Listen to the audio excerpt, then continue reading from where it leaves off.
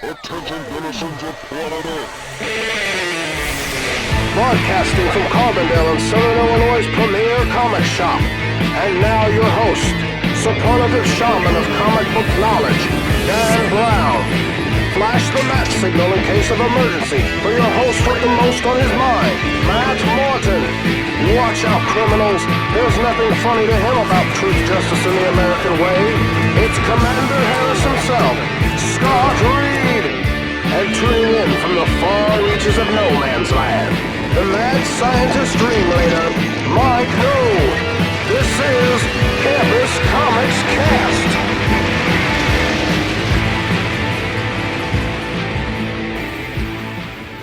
And hey, welcome to a new episode of the Campus Comics Cast. This is our monthly look at the previews. We are looking at the previews magazine for for September, with products starting to ship in November. This is Dan Brown. Mike's not here tonight with us, but I am joined by Matt Martin and Scott Reed. And we are coming to you from Inside Campus Comics at 816E Main Street, Suite B. Phone number 618-457-6011, or you can find us on Facebook or Twitter. We're going to talk about the previews and things coming out here in a couple months. If you hear something that you like, you're interested in, something you want us to order, first off, it's always a great idea, because that way we guarantee, for the most part, that you get what you want. We're going to try to have orders in by September 25th, so if there's something you want, let us know before then.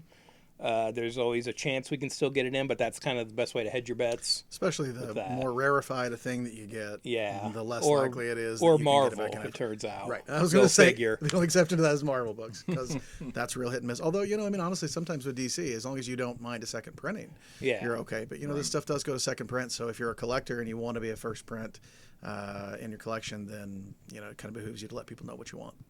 So we're going to start with the DC catalog.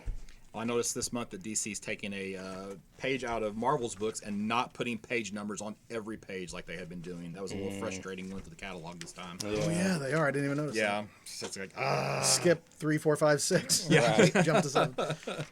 Yeah, so on the inside front cover, though, we do have this guide now to how things are structured at DC as far as we're getting rid of imprints goes. So we have the DC Kids, Young Adults, just DC, and then Black Label, so kind of streamlining their imprints there and really just sort of delineating them by age group. Is that the first time they put that in the previews catalog? I feel like it might be, but it might too. just be the first time I've noticed it. Yeah. Does it look familiar to you guys? Well, I was going to say the same thing. If it's been there before, I just didn't notice it. It's also, it's basically the same system as video games. Yeah. Yeah. You basically have an E for everyone, a T, Right.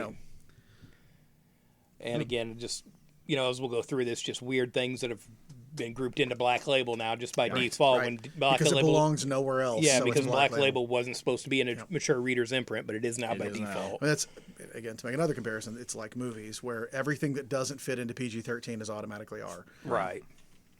So starting off on page 1, we have Batman White Knight presents Von Freeze #1. So this is just sort of a standalone one-shot, kind of going into the history of Mr. Freeze and his family, which has sort of been alluded to in the White Knight miniseries. It's going to be cool to get a whole book with art by Klaus Janson, though. Yeah. You don't get a lot of that anymore. No. Nope. And he's doing a variant cover, because I think Sean Murphy's doing the standard, I think, right? Yep. Oh, look at that, Matt. Cardstock covers. Yep. Oh, yeah, that's all through here. And Like you're you're... going to pay that extra $1. Yep. Oh, yeah. You guys said I was crazy. Did we? Did we really? I don't know. I feel like okay. I was. I mean, not about- I feel like I was scoffed at about. Maybe that. not about that. Well, yeah. I mean, I am crazy, but it doesn't mean I was There are wrong. Probably some other things. Yeah. Page 2, Dollhouse, another Joe Hill book, which, as was stated last time, would have been a Vertigo book. Yeah, I just can't. Right. I can't. Look, I'm excited about all the Hill House stuff I've seen so far, but I cannot make my brain not think of these as Vertigo books. Oh, yeah. They are Vertigo books, man. Well, It's so weird. You're going to feel that way for a while because Yeah. it's been around for so long, and we're still getting projects that probably were supposed to be Vertigo. I think what's crazy is that, like, when I read Second Coming and Ahoy and I read stuff at Image that I know was originally a Vertigo project, somehow it doesn't register that way for me, but it's DC, and I see the DC label on it, and my brain's like, not Vertigo? That's so weird. And you're right. They Like kept you said, it it's going to be that way for a while. separate for so long. Yeah. Like Swamp Thing did not come into the DC universe proper. And now we got Hellblazer in this catalog, Exactly. too. Yeah. So And after, of course, well, and then last month this wasn't marked as a DC Black Label book, and this month it is. Yeah, it was just listed Yeah. as Hill House. I think. no, exactly. it was. Was you sure? Yeah, Did they have it as they're Black saying Label? they're saying Hill House is an imprint within an imprint that is Black Label. Well, that's so much less confusing, know. Dan, when you put it like that. Same thing with the next Yeah. issue, Far Sector #1, which is part of DC's Young Animal, but it has now been folded into Black Label. Black Label. Which is funny because, right, I remember when Young Animal started and Vertigo was kind of a shell of itself. And I remember reading somebody's review of the first Young Animal books and saying, this is just old Vertigo. That's just exactly buy what I this, thought it's when I old saw it. Vertigo. And I remember picking them up and thinking, yeah, that is exactly what this is. It feels sufficiently mature, but also sufficiently like kooky and weird that it didn't belong in DC, and it would have been perfect in old Vertigo. And that's what Young Animal is. And now we're just rolling it into Black Label, which is also just old Vertigo. Yeah. I think the thing that throws me here is I feel like the same way I did when AT&T bought DirecTV and was like, we're calling everything AT&T now. Like, part of what you buy when you have this is the value of the name recognition on a branding, and successful branding is so hard to do. Why would you just throw that away willy-nilly, like without there being anything in it for you? Ego. Yeah, I guess. Pride. But all that aside, to actually talk about the book, Far Sector, I think, has a lot of potential to be great. Yeah, I'm If you really don't know- looking forward to this. Have you ever read N.K. Jemisin? No. Okay, so she's famous. Yeah. She's won, I meant to look this up before we started. She's won like 3 straight Nebula Awards in a row. It's like yeah? the Academy Awards for sci-fi and fantasy novels. She is probably... She is to actual fantasy lit fans what George R.R. Martin is to casual fantasy lit fans. Do you know what I mean? Yeah. Like, she's the name amongst names kind of stuff. So she's mega famous. People who are hardcore readers of sci-fi and fantasy, would know her on the street if they passed her kind of stuff. Yeah. So it's really cool that DC's got him. This is when Brad Meltzer did Identity Crisis, and that was like a big deal that they had gotten a mainstream writer. Brad Meltzer is like John Grisham. He writes sort of like middle-aged people read at the beach kind of stuff. N.K. Jemisin is like a legit talent, so that's a really big get for DC. Not to knock Brad Meltzer. So did we even mention what this book is about? So Green Lantern. There you go. It's a new Green Lantern New book. Green Lantern book. There you go. So What I really like about this is way back when Jeff Johns started writing Green Lantern, he was going on about the potential of Green Lantern, how you could turn this into a Star Wars scale franchise. And then he proceeded to just do a Rainbow War, which was good for quite a while, but it kind of became the serpent eating its own tail with his run. Yeah. This is like a more out there kind of Green Lantern book. This is kind of something I've wanted for a long time. Something to kind of really expand, that universe, that corner of the DC universe. Well, this is also one of those things that people gripe about when non-comics writers come in to write comics at the big two, which is like they don't get comics. But here's the thing, they probably do. Secondly, they're not chasing their own tail, like you said. They don't have 40 years worth of continuity they're trying to work around. But the other thing is that they're such a big get for these big two that they will generally let them take chances that they would never let a normal comic writer. Even somebody who's like Jeff Johns. Jeff Johns still got told, fall in line, Bucky. You got to do it this way. But you get somebody from outside comics who will happily just say, "Nah, I'll just not do this." N.K. Jemisin doesn't need DC's money. Right. She's doing this for fun. So they're probably going to give her a lot more leeway. It's the way they used to treat Kevin Smith, right? Yeah. Let him do whatever the hell he wants because the book's going to sell better. His Daredevil story is structured off the list of things first-time writers can't do. Yeah. Kill Karen Point Page. for point. That's what he did. He had ninjas in there. You know what I mean? It's just like all these things. Yeah. well, it's also a Black Label book, so it kind of is outside the continuity anyway. So if Yeah. they don't like it or don't want to use And it down again, the road, and again, they don't have 12. to. It's a 12-issue series. It's And not one ongoing. complete story. If it does Even if it's well, long. they'll do another Oh, one for sure. The one thing that I think is a little funny is that if you read the description of this and you just cover over who it is, you would assume that this was somehow related to the Grant Morrison Green Lantern because this is basically what you thought you were getting with Grant Morrison's Green Lantern. And then on that note, in a couple of pages, Yeah, page we'll talk 6, about we Green got Genlock #1. I just mentioned this. I know a lot of people like the whole combining mech, Japanese, storytelling, and that. So here we have that in a DC comic. Where you've got Genlock, where it looks like it's that basically type of setup. So if Voltron or Battle of the Planets was your thing, this might be a book to check into. This is one of the ones that was digital first on Comixology. Oh, and was now it it's really? now Oh, it's okay. being printed in an actual comic form. And at DC, that's kind of weird that DC. Yeah, Okay. they do. yeah. I mean, like that's what I'm not trying to sound snarky. It's going to sound No. snarky, but that's what this digital first here at the very bottom of the page is. They I did- don't. I- They I don't didn't make. even read Well, they don't that, make a yeah. big deal out of it. That's Yeah, why yeah, I'm like, I I'm not trying to didn't sound read snarky. They don't advertise it very well at all. They do. They did that for a while ago. That's where the Bombshell stuff started. Oh, okay. All those Bombshells comics were digital first for a while, and I think that's really super smart, right? Like they started in a low cost platform, and if it does okay there, then they're like, cool. Like maybe we'll find an audience in print, and they crank it out. And those Bombshells books went on for like Quite a it's while. like 50 issues Yeah, or there something. was a couple different runs of And it. who would have thought that? Yeah, it You know, went just on sort of for a a. while. It's such a fun, like throwaway Yeah. concept. You wouldn't think you'd have 4 years worth of Oh, stories, but they no. did because they gave it a little bit of a slower lead in. I wish they would actually do that with more books Mm-hmm. that don't get a very long lead in print. They probably should have started it digitally just to test the water, Right. and build a little bit of a following. Right after that, we have the Green Lantern number 85 facsimile edition. This is the key Speedy as a Junkie issue. $4, way cheaper than you will buy it for today. And after that, we have the Giant issues. And they are really fluctuating with these things because I think the first month is this month, like September, they're going to start shipping. And I believe there's 10 this month. By November here, there are 5. Yeah. So I don't know if these are considered ongoing or just one-shot specials or how they're playing that yet. We'll see. Crisis on Infinite Earth's Giant. Yeah. I feel you do like an untold story of Crisis maybe in there, and then but like what do you reprint? Well, Like, there's only 24 pages Right. of news stories. Yeah. So yeah. 96 pages, 24 of it's new. So I think you're probably right, Dan. It's You're probably probably- like a untold stories Yeah. of the Crisis era. But and I mean, then like a reprint of one of the issues, the right. key issues, and you're maybe gonna do like 2. So I mean, you're gonna do what 6 issues of the Giant, reprinting them 2 issues at a time of original Crisis. see that's the thing. I don't know. Is this? I don't think this is an ongoing. This might be a one-time thing. We won't know until next month. Yeah, that's the thing. It's That's the silly weird. part, right? Put It it in- confuses me that there's no more information because Yeah. Well, there hasn't this been. this implies to me they have not decided what's being reprinted in these. yeah. or They're like, there's something. going to be some reprints. Which ones? I don't know. There's going to be some. even that they don't show the covers because they're supposed to be exclusive covers Right. to these. You'd think you would show those to try to sell the books. And I'm still, I know I've harped about this before, I still have no idea how I'm going to finish the Tom King Superman thing because there's still one more issue of Batman Giant to come out, and that's going to finish Bendis' story. But I believe Superman Giant, the Walmart one, is done, and it's going to come up 1 issue short.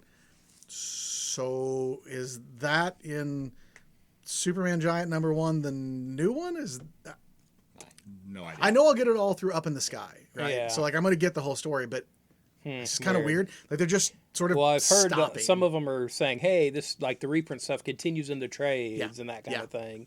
So But yeah, what about the original we'll, stories? Yeah, we'll see how that plays out. Weird. Got a comment on Black Stars? I don't. Now the Green Lantern is ending, correct? Yeah. And this is going to replace the Green Yeah. Lantern For 3 issues. For 3 issues. Because So there's if you're- some sort of history retcon Yeah, thing it was- where the Green Lanterns never happened, and I'm so hot and cold on Morrison's Green Yeah. Lantern. I read A some lot of people issues are. and I'm like, oh my god, this is brilliant. And I read some issues and I think this was a waste of $4. What the hell was this? But I'd say if you're buying the Green Lantern, then you Yeah. probably Oh, should yeah, pick you'll- this you'll up. wanna get yes, this. If you're absolutely. if you've been buying Morrison's Green Lantern, you're in the tank because it's a Morrison book, and you know it. I don't even think to 14. So Well, after that we have He-Man and the Masters of the Multiverse #1. It's a great title. It is. I'm not buying it, but it's a Oh, great title. I'm definitely buying this. They mentioned Anti-Eternia in here, which for hardcore He-Man fans, you know that there's Anti-Eternia He-Man. So there's no way that character doesn't show up, as popular as that character is. We have sort of a broken mirror sort of cover here with sort of different versions of He-Man making up the figure. If you look at the left shoulder, you see some shoulder pad and a cape, like Dolph Lundgren from the movie. And I've heard that you're right. the Dolph Lundgren movie He-Man is supposed to be a part of this. And I see you could tell there's like some snake armor from the 2002 animated series. So I can't tell that. yeah, I can.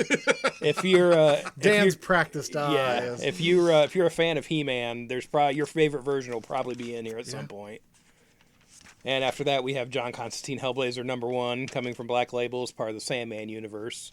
So if you're a Hellblazer fan, probably want to check that out. We're Thoughts? staring at you, Matt. Thoughts on Legion? I'll probably check it out. We'll see. Millennium You comes know. out today. As we're recording this, it is ready to go up on the shelves for sale tomorrow. And I'm I started to say I'm super excited. I'm cautiously excited. I think this could be awful. I think it could be a big old tangled mess.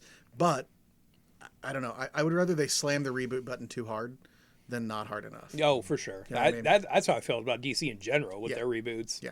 Well, I feel like this is going to be like Fantastic Four has been for Marvel because we went for a year or more without any Fantastic Four, and now we've been a while without Legion. So a lot of people are digging the new Fantastic Four, and I'm actually thinking about picking this book up just because if you read Bendis's quote, he's like, you don't have to know anything about the past. We're going to take you through it as if John Kent Superboy is meeting for the first time, so you'll be meeting them for the first time. So you don't have to know all the background. So Yeah. I like everything I'm hearing. I'm that's- just my concern is that DC will chicken out.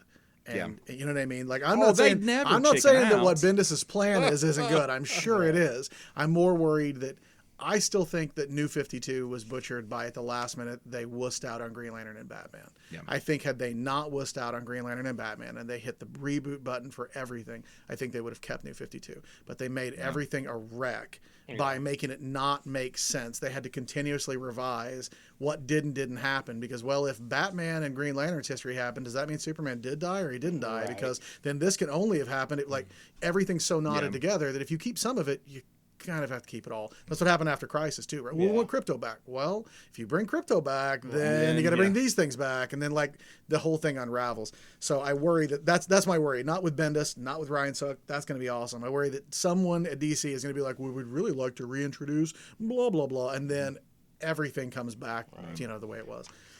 That's the thing. At this point, you don't need to be that beholden with Legion. No. Sorry. No. Sorry, Legion fans. Sorry, Uncle Rick. That's just how it is. This isn't the hot property, It's not like this is DC's X-Men here. Yeah. And, And again, all the things they're saying about this is why I got into Mark Waid and Barry Kitson's run back in the day. Yep. That's why I read it Advent was a Landings, too. reboot, I read Advent Landings and I thought, I don't know anything about this. This is great. Yeah. Page 15, you got the question, Deaths of Vic Sage, 4-issue series, bi-monthly. DC Black Label, but Jeff Lemire story, Dennis Cowan and Bill Sienkiewicz art. Sounds pretty cool to me. If I had a time machine and I could take this back and give this to somebody in 1986, I don't think anybody would notice, other than it being of higher quality paper, color, because this computer feels like a coloring. post-crisis DC book, doesn't it? Right, And then honestly, that's the only reason I'm going to buy it. I like the question. I wouldn't say I love the question, but I love Jeff Lemire, and artistically, that sounds like it's going to fit right into that late 80s DC that I like so much. It's really cool.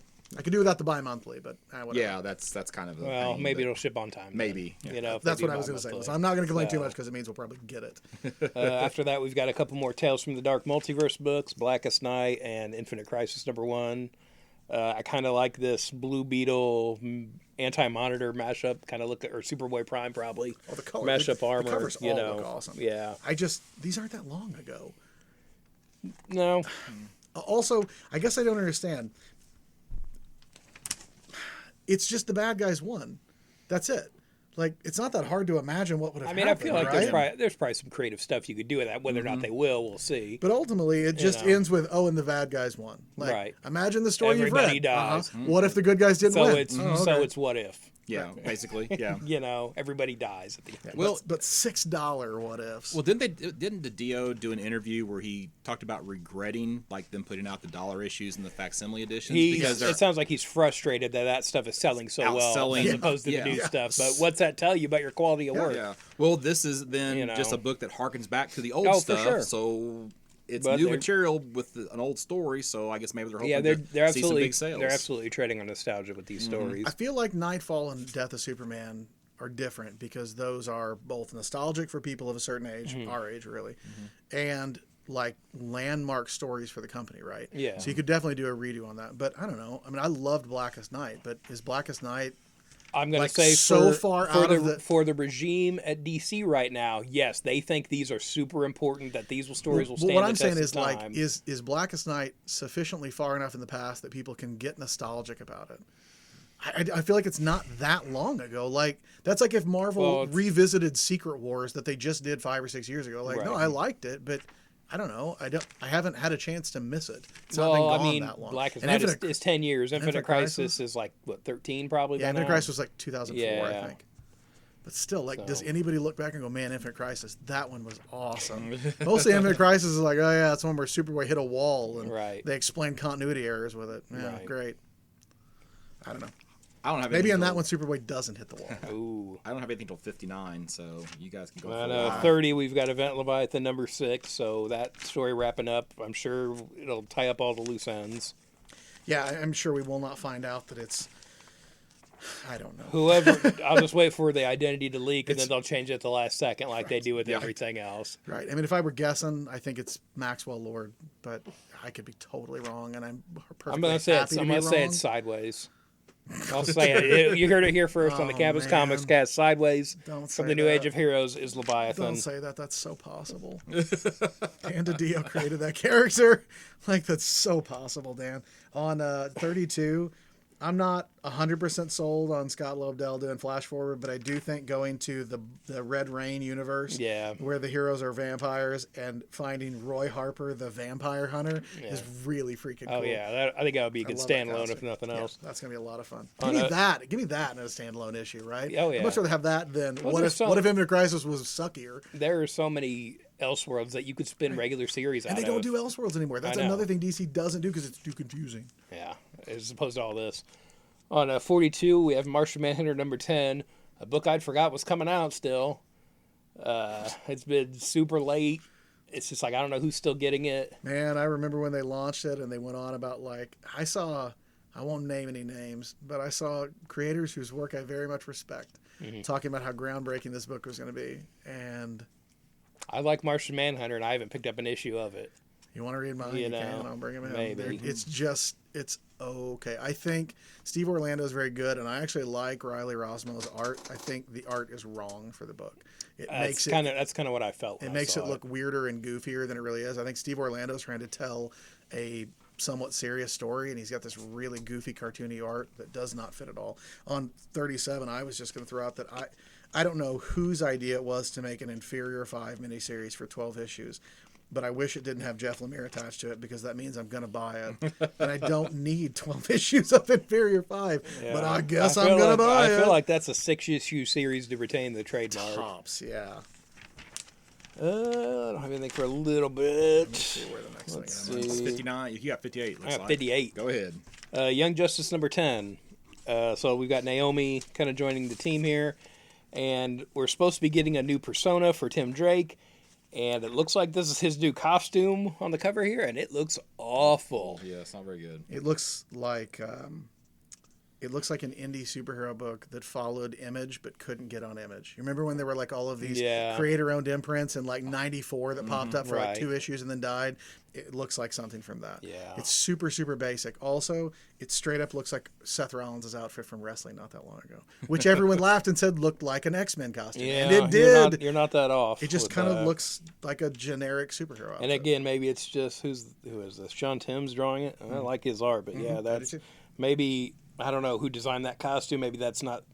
I mean, it almost looks like a Kenneth Rocafort designed costume. It does. but, That's a good eye. It really does. But again, I don't know. Maybe that Maybe just the doesn't play to his costume- strengths. Maybe but, the costume will make more sense when you know what the heck the name is. yeah. I'm really reaching here and trying to make it not be bad.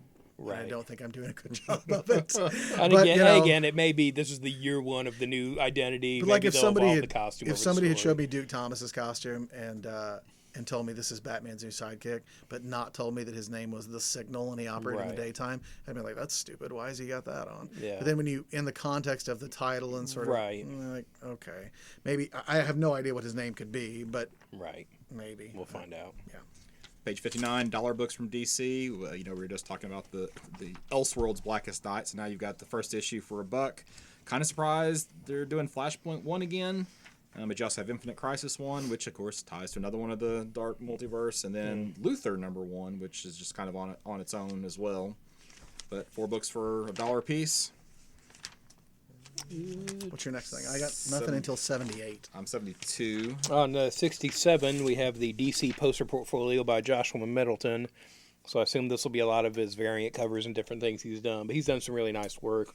This might be a really nice portfolio set, just depending on what they do. On 70, Yep, go ahead. we've got Harley Quinn and the Birds of Prey trade paperback. I think this is just collecting some random stories. I don't think this is for the market that, people like to go see the movie, but I don't think this will have anything to do with the movie. No, this is a Barnes and Noble cash in. Yeah, this is, random Harley Quinn and Birds of Prey stories thrown in here. Yep. Some Black Mask, it looks like. So if you want to learn more about those characters, but this cover really makes it look like this is tying into the movie with this Joelle Jones cover. And I think some people are going to be felt cheated. Page 72. Page 72. You got famous first edition New Fun #1, which is apparently DC Comics' first comic book format. It is oversized. Now it's 48 pages for $20. It is a hardcover, which seems a little pricey, but allegedly this has never been reprinted since the original production 85 years ago. So I've still got my copy at home. do you have yours? Okay, cool. So yeah, no, I'll definitely be picking this up. I kind of want to check this out. It'd be nice to have a copy of that. I mean, that's something just to have on the shelf. If for no other reason. I'll It's just tell nice you, for historical. Yeah, Yes, I'll bet there's a reason this hasn't been reprinted once we see it. But That's a very fair point. Yeah, and Without- again, there's read a lot- between the lines on that one, people, and consider the time. That it was. but there's you're it's an probably anthology right. thing. You're getting a lot of different kind of strips in here. But again, no superheroes because they weren't around yet. Not yet. It'd be interesting. Now that you bring that up, it'd be interesting to see. They have a tendency to announce these Golden Age projects, and then someone finds a panel or Right. mini panels, Yeah, and we'll see. it's like we totally can't publish that crap. Yeah, Monster Somebody Society must of have, Evil. right? Somebody must have vetted this, right? For the- I would after the Detective Comics Right. thing, they better have. That's exactly what I I'll was be gonna say. really After the upset detective if this is thing- another reprint we're not getting because of this. yeah.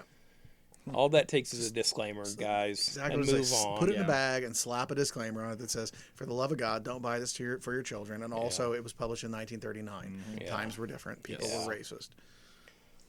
Were. More.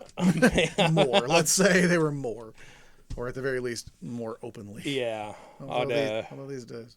75, we've got Superman for Tomorrow, 15th Anniversary Deluxe Edition.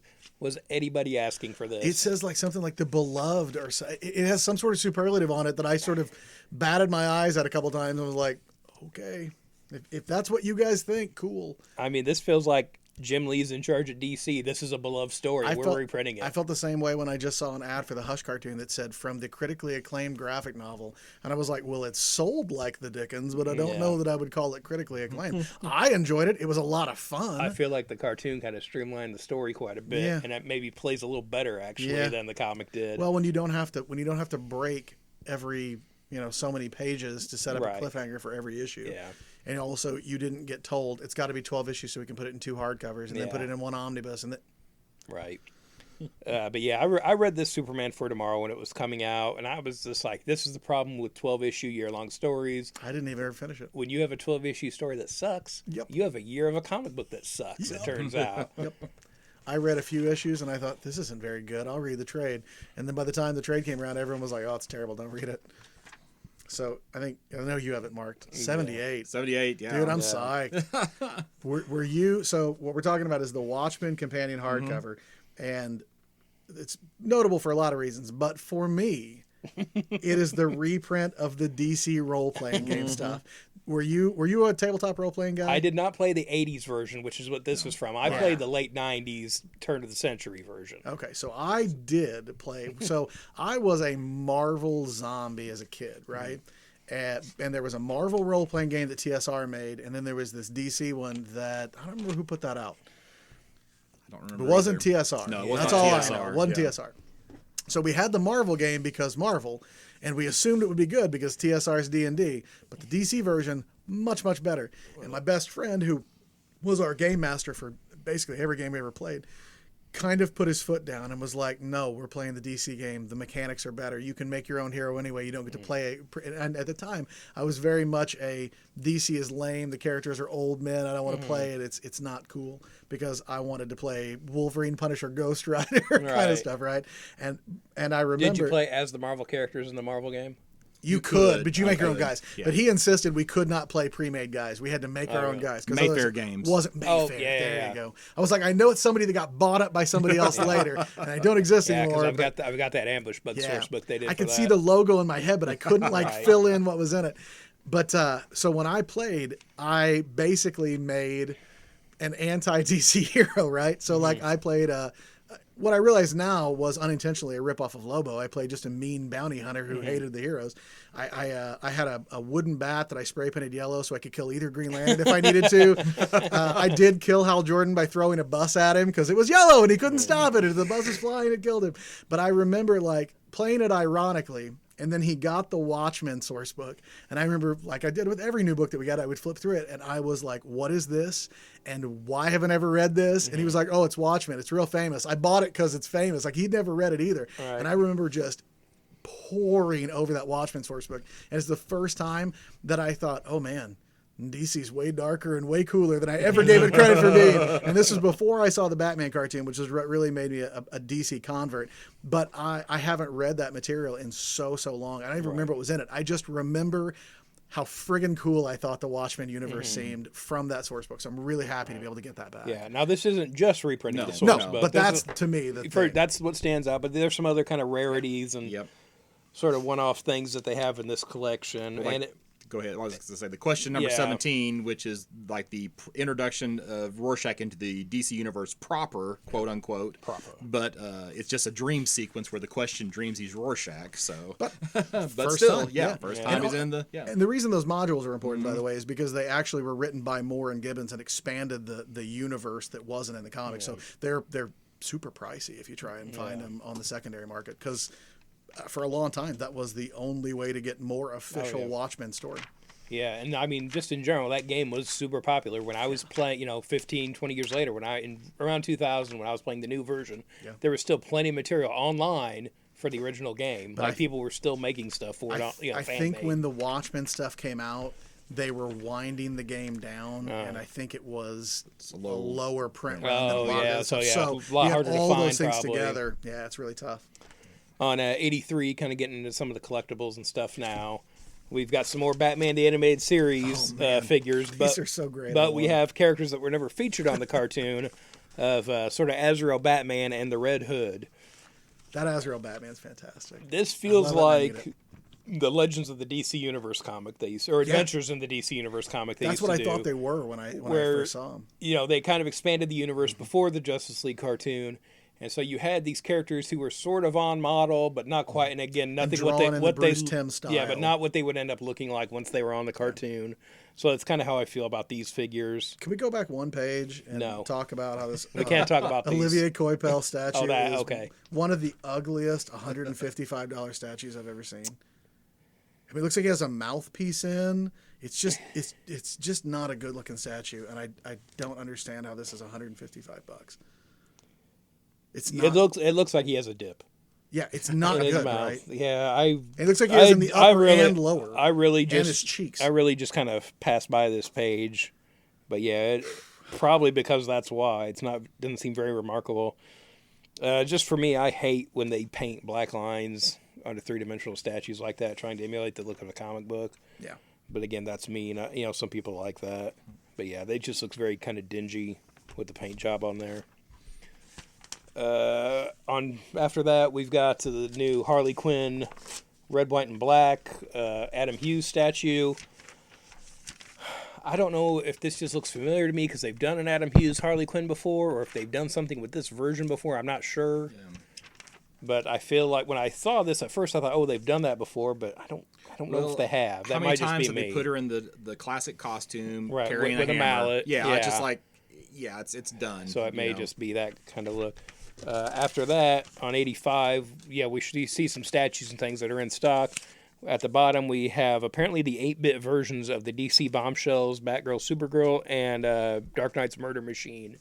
Because they are pixelated as heck in this catalog for some reason. Said something. I was like, I don't want to waste time being snarky. Thank you, Dan. Dan stepped up. Then after that, we have a bunch of these sort of gallery editions that Graffiti does with DC, letting everybody know that these are coming out in time for the holidays, which it's September as we're recording this, now. Yeah. Mm-hmm. But again, this is for stuff shipping in November, so Christmas is right around the corner as far as this goes, folks. And I still never did pick up that Batman Kelly Jones one, which I should get someday. Yeah. Like I was just thinking the other day too, I could read Kelly Jones Batman comics for the rest of my life. He's really You polarizing. know. You and I are the people I know who just adore him, and I know more people who hate Kelly Jones Batman. But Bring those it. people are Come- wrong. Come by here Right. Saturdays. And those people can be wrong. we can fine. have it out. Yeah. Well, over Marvel. Yeah, It's Yep. it's In the Marvel retread catalog. month at Marvel this What? month. Oh my it's Marvel? gosh! You yeah, mean they're doing Tales it's- from the Dark Multiverse? It's worse than usual, I think, at Marvel. I mean, it's just like there are so many things that are just, hey, like we did this X number of years ago, let's do it again. Just hope nobody notices. So I don't know if you know this or not, Scott, but that's pretty much how superhero comics work. So stop, edit this out in post because I don't want to No. give up our secrets to all those Oh, customers. okay, all right, They'll all stop buying when they realize this stuff just happens again. No, they won't because that's what people want. Right. People want to recycle the story back around. So page one got the new Mutants #1. I was actually kind of excited last month because we had the Hickman. We were gonna have 3 titles and the main title, or so maybe like 4 books altogether for X-Men. I thought, oh, that's not too bad. Oh, 4 Scott, books, you sweet yeah. summer child. How could you think there were only going to be a small Yeah, number of so- X-Men books? Having said that, I think we said this before the show started. They've done way more before. Yeah, This yeah. is still Well- fairly restrained by Marvel standards. But the X-Men were at their best when there were Oh, I agree. 2 books. I agree. And really, it was just X-Men and New Mutants. I think the sweet spot is 4 to 6 books. I think I'll putting give out you 4. I think 6 putting is too out at many. least one a week is good. I think having Then 6 give me an annual in that 5th week. Give think me if 4 you- books and an annual. I think if you did 2 books that have the word X-Men in the title, Mm-hmm. and then you have X Factor and either New Mutants or X Force, Mm-hmm. and then you have a Wolverine standalone because you'd be stupid not to sell a Wolverine standalone. Right. And then you just do something for the other one. Pick a thing. I mean, that's 6 books right there, right? We'll do 2 that's X-Men, probably okay. X-Universe, Wolverine, and annuals. But That's I what used to say recommend. the same thing about Batman too. There should be Batman Detective and a book called Batman Family, and that's it. Like you don't need a Nightwing book, you don't need a Batgirl book, you don't need a Teen Titans book. Just lump it all in Batman Family, done with it. But that's never going to happen. But I think we're Well, we're it did back in the day. Yeah, but not in the modern era, right? And not it was in our successful. lifetime. It was Right. successful Yeah. at that time, and X-Men was yeah. the number Yeah. 1 selling book in the world at that time too. So But when there were 4 X-Men books in the late 80s and early 90s, that's when they sold more books than anybody's ever sold again. So I think 4 to 6 is a sustainable amount beyond. But I also think X-Men's about the only thing you can do that. If there were 6 Avengers books, there's no reason for 6 no, Avengers books. no. But there's the X-Men universe is 1, popular enough, and 2, has enough dense enough. depth and enough characters that you can do that. So I think that's okay. And I think the audience would be, I think you would sell more and make more money on 4 to 6 books than you would on 8 to 12 books because you'll get more people to buy all of them than Yes, if you do exactly. it. The more Yeah, books you and put, the more that's- you splinter the audience out. Just and- in general, I don't know why they don't follow that more with things. Yeah. Just I got the Ultimate line for so long because it was 4 books. Yes. I'm like, I can do Yeah. that. I can- yeah. And I can have this whole corner, this pocket universe. And they did it so slowly, right? At Yeah. first, it was 1 book. Yeah. And then they're like, okay, what if we put in? So we started with Spider-Man. Right. What's the next best thing? Well, we'll just do X-Men. So we're like, 2 books. 2 books? You guys cool with 2 books? 2 books, Yeah. all right? And everyone was fine. And they're like, what if we just slip a little team-up book in there every once in a while? We're okay with that. yeah, yeah. They're like, but you're right. There was never more than 4 during the years that the books really, really Yeah. sold. And there was a reason for that. People Yeah. liked that I don't have to buy it. Yeah. And I'm famous for telling people when they used to come in here and I worked here, you don't have to buy it. Well, I feel like I have to buy all these. Well, nobody's putting a gun to your head. Don't buy the books you don't want to buy. Yeah, Please that- don't buy them and because here's I don't the want to hear thing. you complain about it because I don't want you to buy stuff that you don't like. Yeah. But I also am very guilty as a consumer of that same thing of saying like I got to buy all these. And as a guy who buys almost all of Marvel and DC's output, clearly I've got some mad FOMO on my superhero books. Right, I'm gonna miss something. I mean, it's the collector mentality, which the industry has encouraged for decades. Yep. But it's also a business, is what people forget. And you vote with your dollars. Yep. If you don't like something, don't buy it. If you buy it, they're going to keep doing it. If I had $1 for every time I told somebody in here, well, if you don't like it, stop paying money for it, and they'll make it go away. But as long as you keep buying it, it will not change. When they changed X-Force to the Ecstatics characters, and everybody threw a fit, but all those people kept buying it because the number was X-Force, and the title was X-Force, and they needed the numbers in the sequence. The book died when they changed the name to Ecstatics. Had they left it as X-Force forever, it would have kept selling because there are people who are like, I've got 1 through this, I gotta keep buying it. Right. Well, you don't have to. I'm not making you do it. Yeah, and you know what? With back issue market and online being what it is, if you don't buy it, you can go back and get it in 6 months. maybe It's probably cheaper. cheaper. Oh, but they're You know. but they're scared there'll be that one super pricey issue and Oh, they'll yeah. miss But it. even then, like if you pay inflated secondary market prices for one issue, you probably got the rest of them for $1 a Yeah, piece, and for it sure. shakes out about the same anyway. It's not that bad. The only thing that gets you is if you do something like, oh, I never bought Bendis's Daredevil and I want it all. Well, it's a lot of issues and it's going to cost you now because it's a lot to get. But if you're just talking about one book that you didn't buy for a little while, it's not that bad. You can get it. Anything I'm for cautiously 17? very excited about New Mutants. It's Hickman Yeah. and Ed Brisson. I'm good with that. I have the next page marked, not because I'm gripey about it, but this goes back to something we talked about before. This book is called X-Force. This book is not what people who get excited about X-Force coming back are going to expect. Yeah, that's kind of what I didn't really pay that close attention, but I'm that's kind of fine what I with it. thought. I'm That's totally kind of what I down, thought but- when I saw that. Yep, but the people who are going to be like, X-Force has got a new #1, they're going to pick this up and be like, what? And like, Why how is are Quentin Quire carrying a gun? And where's Cable? What yeah, do you mean the, Cable's dead? where's Cable is Right. kind of the big thing. And of what do you that. mean he's dead? The Yeah. other Cable's in a different book, and it just this is the part of the reboot that so far I'm like, but really, Yeah, like why is Jean just Grey give people and Wolverine and what they want. X-Force? Yeah, and there's like 2 teams or something in it. It says 1/2 intelligence branch, 1/2 special ops. Beast, Jean Grey, and Sage on one side, Wolverine, Kid Omega, and Domino on the other. I don't know, man. It feels a little weird. I'm gonna buy it because I think it'll probably be fun, but it's not what the people who are gonna get excited about X-Force are gonna like. So it's not gonna sell like Marvel thinks it will. Fallen Angels is it also a book that I don't know it has a purpose, but I think Brian Edward Hill is real good, so I'm gonna get it. And then there's just the regular ones, which like if you look at these actual pages of the actual X-Men book, this looks like golden age as far as people our age are concerned of X-Men, right? This looks like that's what that could be. But going back to Lionel what Yu drawing Cyclops fighting the Brood. yeah, but going back to cool. what you're saying, Give 'em to me, this superheroes. Alex Excalibur book is not what people who read Excalibur want. No. Nope. Yeah. And of course, nobody knows anything about Marauders. Right. So. And it looks like it's a book about bad guys. Okay. Yeah, okay. 16 and 17. Speaking of retreads, Yeah, Annihilation. Annihilation's back. I like the first one. I'll pick this up. We'll see where they go with it. I think the Fantastic Four is supposed to be involved this time.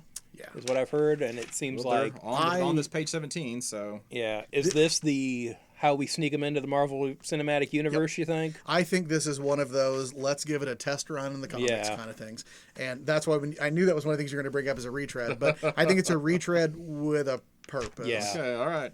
No, I mean totally wrong, No, but I think I'll we accept will it. look back. That's what I was thinking too when I saw this. We'll look back when the MCU's in Phase 6 or whatever, and be like, Yeah. "Oh, this was all in that Annihilation reboot." Yeah, because they're pretty good about doing that. Coming up with a new concept in the comics first, trying it out, and then when it comes to the movies, they're like, no, look, that's how it is in the books. It's right, guys. It's what you like.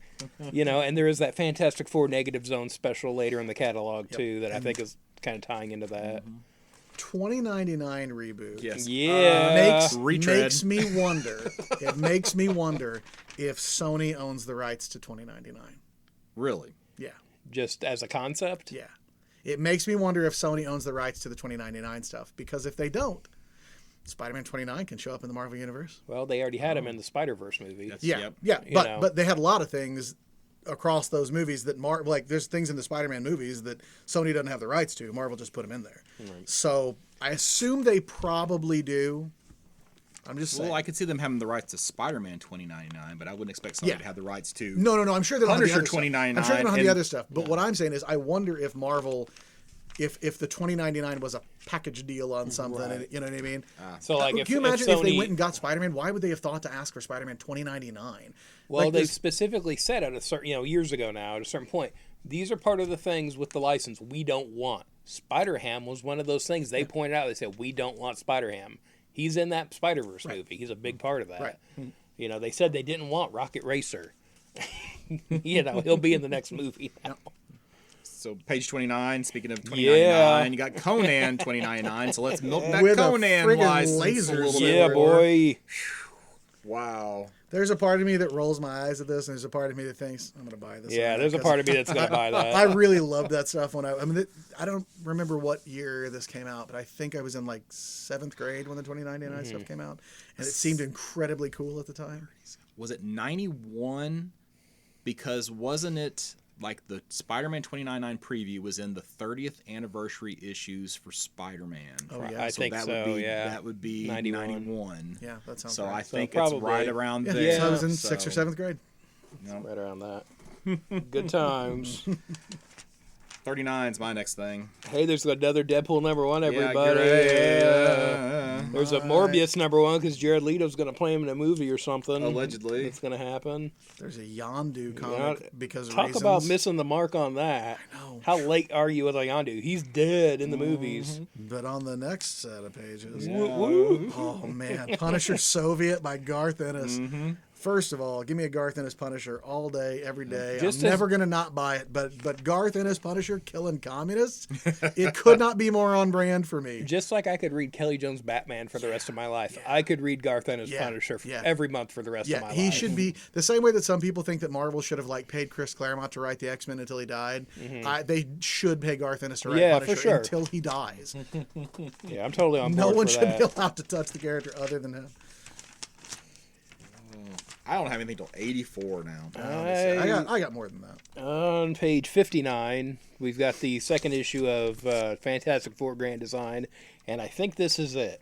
It's not going to be 6 issues like the X-Men version was. It is just the two. It's 2 of 2, so. Yeah, You 48 see page. that they're already late? They've already been pushed back. Oh, have they? Yeah, they've already been pushed Oh back. boy. But you know, I mean, a project like this. Yeah, but That's it's fine. like why solicit it before it's done? And I know I follow him online. I know he's not done with it yet. Right. You That's know, what I he's was done going to with say. the Was a first project like this issue. is going to sell regardless of Yeah, when you get it out. It's and not it- time sensitive. Exactly. It sells to a very specific kind of customer.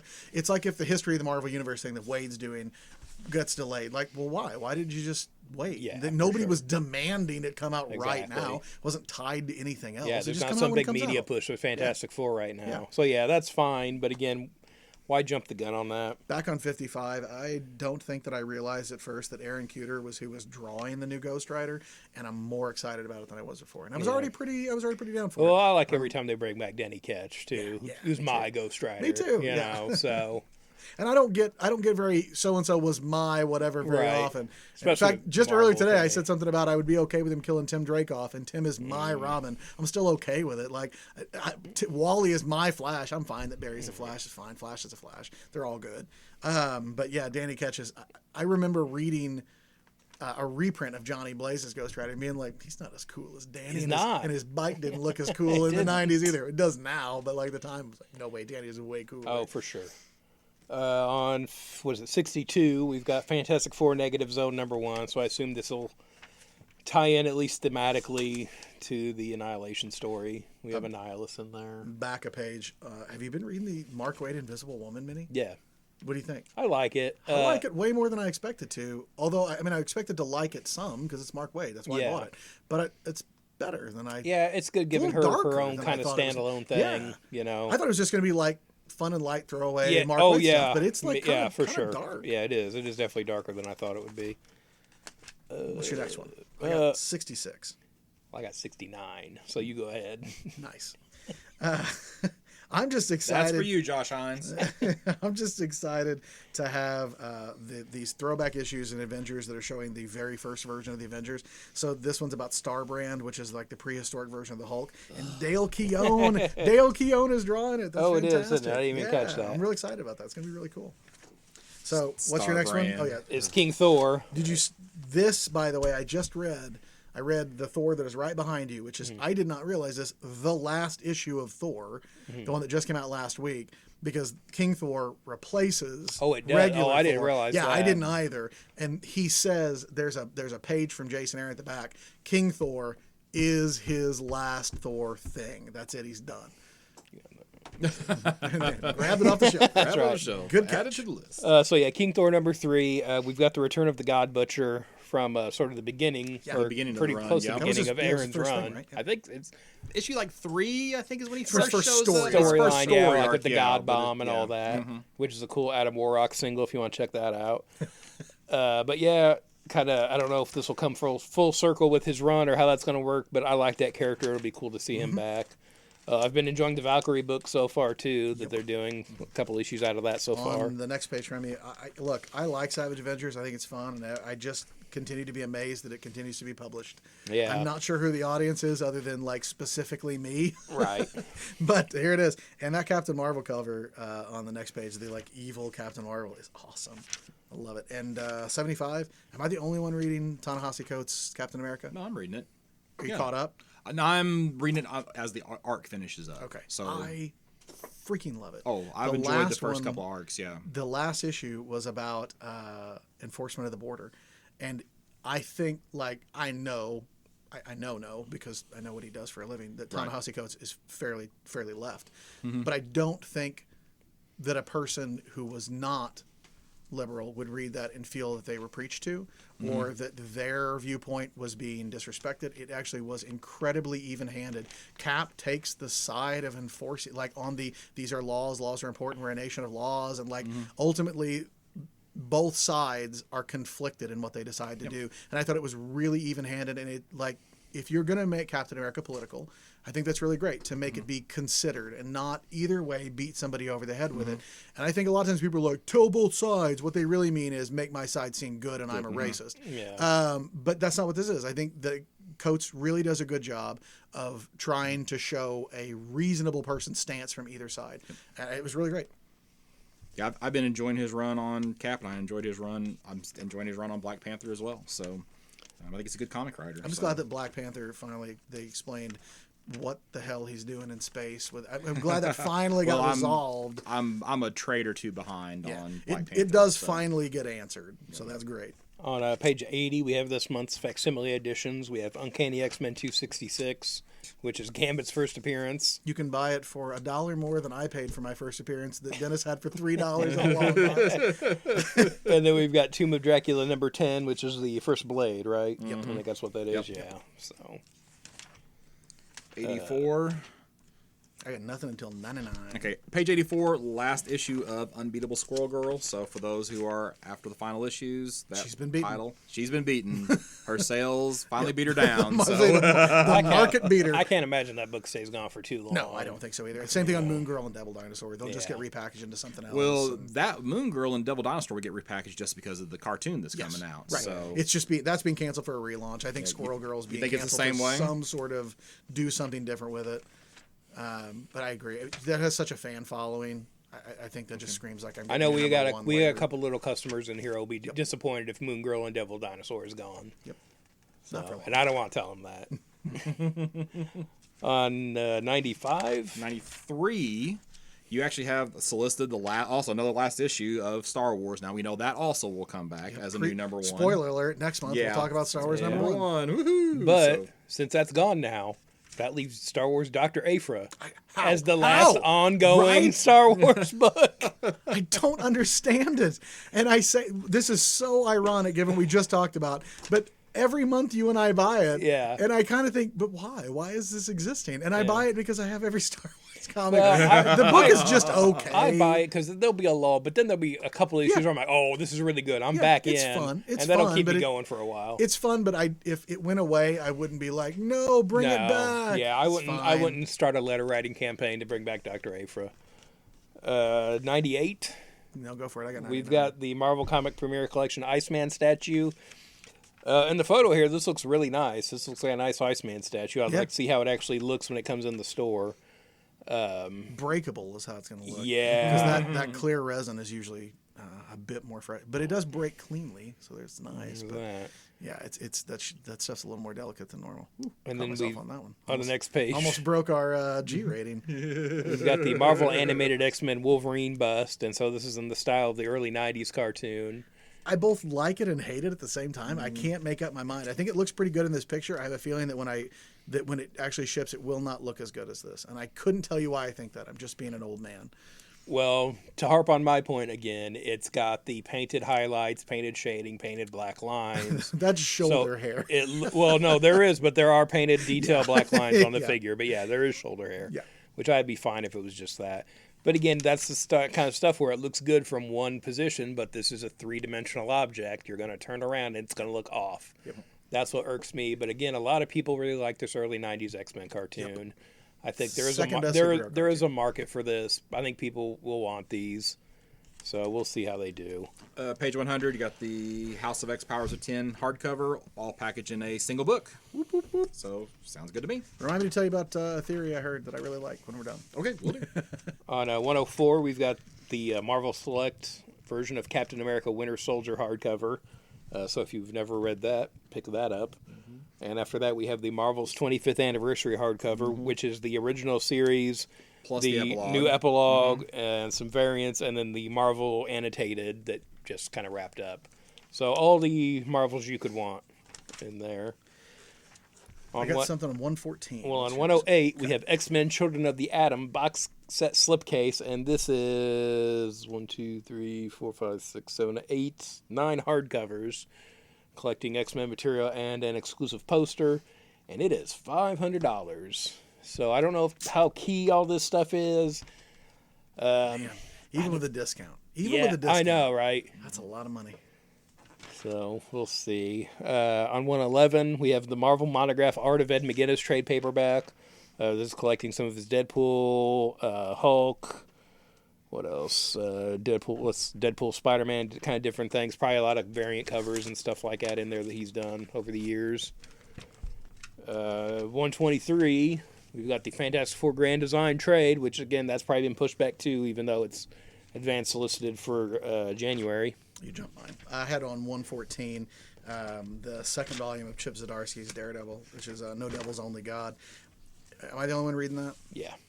No, I'm reading it. I'm behind on it as well. So I thought his first arc was good, but not great. I thought the second arc, if I had hair, it would have blown it back. It was really good. And it's funny. I'm going to describe it, and you're going to think, yeah, they've done that a million times, right? So it's a bunch of old superhero tropes. So Daredevil feels conflicted about what he's doing, and he gives up being a hero, and then somebody else picks up the mask and is vigilanting without his training and powers, and he's conflicted about that. But they tie in his Catholicism and how he feels that, basically God is punishing him for being violent, and nothing about it is something you probably haven't seen in a Daredevil comic before.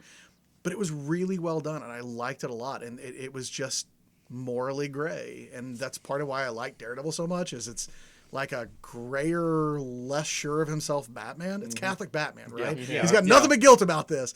So his parents are dead. Frank Miller. Yeah, so I love my Catholic Batman in Marvel, but it was really good. I thought the second arc was much better than the first. The first was fine. It's just the second was great. On 141, we have X-Men Milestones, the Phalanx Covenant trade. So I remember this from my youth as a big crossover story. This is early Joe Madureira on X-Men too, so it's kind of notable for that. Back on 131, you do have the Silver Surfer Black trade. So if you're waiting to pick that up, it'll be out. What? I guess, does it have the date? Oh, it's not till December. No, that's Guardians. They split the pages. Oh, there it is. No, it is December 2019. Silver Surfer Black would have been more appropriately named Silver Surfer Trippin' Balls, because that art is awesome. It looks like you're reading a comic through a lava lamp. On 143, we have the X-Force Epic Collection Executioner Song trade paperback. Again, if you're a reader of a certain age, that's the first X-Men thing that I remember. You remember that story. Yeah. That's the one where everybody in my school who, even if they didn't read comics, they had issues of that story, and we were tracking them down. Yep. It's actually the thing that made me give up on reading X-Men comics. Yeah. Because it was so hard for me to find every part of them. One of my friends had all of them, so I did read it, but I didn't own them, and I felt so far behind by the time I caught up that I was like, screw it. Well, it's also that kind of time period where I think a lot of people did fall off of X-Men. Jim Lee had left. Image was a thing at this point. There was no Lee. There was no Silvestri. Yeah. All the art looked different than what probably got you on the book in the first place. I think they kind Chris of started Claremont. to lose some steam. Yeah, he was gone at this point. I thought Claremont was Right. gone. That was Nicieza and Yeah. Lobdell were taking over, right? Yep. Yep. And I think it's a shame here they don't reprint the cards that came with them all. That definitely would have been a cool insert to do with this. Yeah, But again, that's a good idea. nobody asked us. And I don't know if we have. I don't think we have it right now, but we have had bundles of that complete story in here before. If you're nostalgic for it. Page 148, we have the Adventures of Spider-Man Radioactive. This is collecting some of the comics from the Spider-Man magazines from, I think, the 90s. This is probably kind of in line with the 90s Spider-Man cartoon. And on the last page, we've got 6 posters, and they show them all, so no fun games this time. Going on to the big book then. Big book. Big book. Page 28. Get your copy of previews. I had nothing until 42. And that's me too. On- So I would say I got more Well, stuff in the big book than I normally do. On 33, we've got the listings for Halloween Comic Fest, which Campus Comics will be participating in. So come by, and we'll probably be doing some stuff in the store that day. 42, Family Tree 1, Jeff Lemire. That's all you got to say, right? Yep. Yep. I was going to buy it anyway, but like you give me Phil Hester art. I'm pretty happy about that. I Mm-hmm. feel like I haven't seen a Phil Hester book in a bit. I haven't seen any Phil Hester art interior for quite a while either. And then you got a high concept when an 8-year-old girl literally begins to transform into a tree. Her single mom, troubled brother, and possibly insane grandfather embark on a bizarre and heart-wrenching odyssey across the backroads of America in a desperate search for a way to cure her horrifying transformation before it's too late. And it's Jeff Lemire, so I'll take it. There you go. Wrap it up. Give it to me. And there's a couple of preview pages, and they look good. Page 46, Undiscovered Country #1, Charles Soule and Scott Snyder. Scott Snyder made a huge deal out of this in preview on Twitter. Like he built this up as his like dream project kind of thing. Really? Yeah. It sounds really, really cool. It's like, okay, so it alleges that the wall gets successfully built, and then nobody hears from the United States for like, what, 30 years or Yeah. something like that? Yeah. And then all of a sudden people are flying in just to see what's going on. I guess there's like a worldwide epidemic, and they're going back into the U.S. and sneaking over the wall, trying to figure out what's happened for the last 30 years. So it also has a few pages of preview art. Looks really good. They leave you at the first cliffhanger, you know. It's just like, I was How they turning get the you. I was turning the next page, wanting to see the next panel at least, and no. So yeah, they suckered me in. They pulled me in. I'm in. I'm super excited. Yeah. There's a lot of stuff I'm excited about in Image this month, honestly. Well, good, because my next thing is not until page 252. So go, you guys. Oh my. Okay, so on 54, Philadelphia is coming out, and I actually have never read anything by Rodney Barnes before, but I have seen books by Jason Sean Alexander before, who is good. But the more important part to me is the number of pros whose work I love, who have just gushed about how good this is. And they keep going on about this is going to be like the next breakout book at Image, and this is going to be the next saga or whatever. So sure, I'm in. It's I a was kinda crime book. Give it to me. I was kind of hoping it was Flipadelphia, but you know what you gonna do? On 58, Olympia looks like somebody took God Country and ran it through a Jack Kirby filter and made it goofier. Yeah. I don't even know how I feel about that. On one hand, I think it seems kind of cool. On the other, on 62, Moonshine is back. I Yeah. legitimately thought that book was just dead. No. And I had to look and see when the last time. Do you know when the last time it was published was? Probably 6 months. No. July 2018. Really? Yeah. Oh, man. And the book started in like October of 2016. They do 6-issue spurts. Yeah. And then it's gone for a while. Yeah. So yeah, I'm looking forward to it. I'll get it. I know it was I supposed wish to it- come back. yeah. But I didn't. It had been didn't going so think it was long, I going thought, to. well, maybe something changed. Yeah. No, they have pretty long gaps in there. 94 going into Dark Horse. We have a new ElfQuest book. Every ElfQuest book they put out, they swear is the last ElfQuest I know, book. 'cause that's And what then I it just thought. keeps coming back. I thought they were done with it Yep. too, but it's like, and I didn't know if it was just a reprint. I like think this it's one even new, says but- something like after their final quest. I'm like, Yeah. wasn't too friggin' final because Yeah. it's back again. 97, we've got Black Hammer 3 for $1. So this is reprinting some of the first issues if you want to try out some Black Hammer. It's a cheap and easy way of doing it. On 128, Oh, well, you jumped me. yeah. Okay, so on 100, Witchfinder's back. I love Hellboy, but man, if you've never read Witchfinder, it's frequently better than the yeah. regular Hellboy and BPRD stuff. It is exactly what it sounds like. It is like a detective in Victorian, era. And in this one, Jack the Ripper. So that's going to be really cool. I'm excited about that. Yeah, I've never heard of him either. On 102, Crone, which is basically epic fantasy about an old lady. Like, she used to be an epic fantasy hero, but she's old now. But she's still, like, she's old, but she's badass. Does- Again, I hear it's really good. Does she Looking suffer forward from to it. Crohn's disease? I hope not. That Okay. would be tasteless, damn. All right, I got nothing until 140. All right. Well, back on 128 in IDW now, we have Teenage Mutant Ninja Turtles number 100. So I think this is wrapping up the City of War storyline they've been doing, and I'm so far behind on that book right now. I'm probably like 40 issues behind on that book because I got into it late. And I've been trying to catch up. But thankfully for me and maybe some other people, on the next page we have Teenage Mutant Ninja Turtles Road to 100. So they're doing a kind of recap issue for the entire run of the series, so you can get caught up just in time for number 100. It's very smart. Yeah, it's a good idea. I'm I've surprised heard the book is really good. more companies don't do that kind of thing, especially for their big events. Yeah. On 132, we've got Usagi Yojimbo number 6, and they're kind of using this to celebrate the 35th anniversary. And it looks like he's kind of redoing the first Usagi Yojimbo story and expanding upon it. So it's a cool idea. Sort of a special edition of the first story. Director's cut kind of thing. Yeah. 136. Go. We've got Star Trek Picard Countdown. Artwork to be revealed soon because they probably don't have anybody signed on yet or anything done. Or the final approval. To Yeah, release they the probably don't have image. likeness rights and that kind of thing. So we'll see how that is. I'm looking forward to that show. So hopefully it's a good book. On 138, we've got the new Glow series, Glow versus the Babyface, number 1. And this is notable for me because AJ Mendez is one of the writers who was AJ Lee in the WWE. So if somebody has a good take on this, you'd think it'd be her, and she has, You written caught a up on the book. show? Yeah. Oh, man. It's a good time. For the love of God, Netflix, give me a 4th season. Yeah.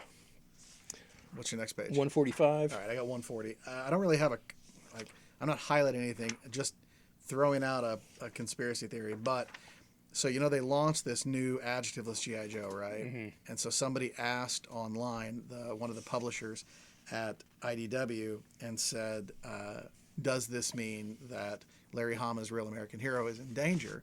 And he said, no, we intend to continue to publish Real American Hero as long as Larry wants to write it, which is not... That's not a confirmation. Right. So then to compound that, we are at issue 270. We are at part 5 of a 10-part story that it says includes every single member of G.I. Joe. And if ending at 275, after making sure every single member was in it, doesn't feel like a series-ending story, I don't know what does. Yeah. Now, hopefully next month it says 276, and I'm just, a kook yelling and old man yells at cloud. Right. But...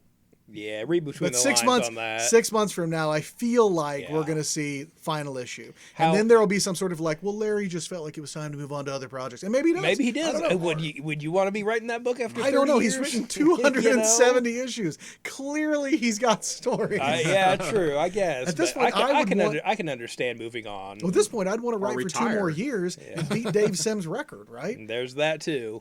Well, but see, now he's got to beat McFarlane's record. Yeah, but McFarlane didn't do every single issue. Well, that's long, true. right? That's true. Okay, yes. Yeah. Oh, Like, okay. he's been on every issue of Real American Hero. Okay, that is true. It's pretty cool. On 145, still in IDW, we have a Transformers kind of graphic short box and a My Little Pony. There you go, Scott. Pass. You can get that. Just to be clear, pass. I'll be that guy. Pass. On 151, we have Star Wars Adventures Omnibus number 1. This collects several issues of this book. This is a really good all-ages Star Wars book that I don't think enough people are reading. It's really good. Kind of jumps around the timeline and universe of Star Wars. Just sort of fun, done in one, typically stories. On 170, going into Dynamite, we have Kiss Zombies number 1. And I know they like doing their photo covers, but how do you not Photoshop all these guys as like live-action zombies? How do you miss the boat on that? The way Kiss grabs up every dollar they can. I don't know. I'm sure Tyler will get that. Yeah. On 194, we have the Boys Collectible Homelander $2 bill. So where they've remarked $2 bills with this Homelander design on it. I don't know who this is for. And if it's legal. I doubt you could spend it after this. Yeah. I kind of want to actually now to believe that there are boys $2 bills in circulation. Right. But what is it? So the MSRP is $40, but your intro price is $25. You'd like to pay for a $2 bill. For a $2 bill. Yeah. After a remarked bill. On 195, we have the James Bond Felix Leiter trade paperback. This was a really good miniseries starring Felix from the James Bond universe. There was some talk a while back about they were maybe doing a James Bond universe and doing spin-off movies and stuff like that, and you would think Felix would definitely be one of those Super spin-offs, obvious, right? especially with Jeffrey Wright playing the character right now. Right.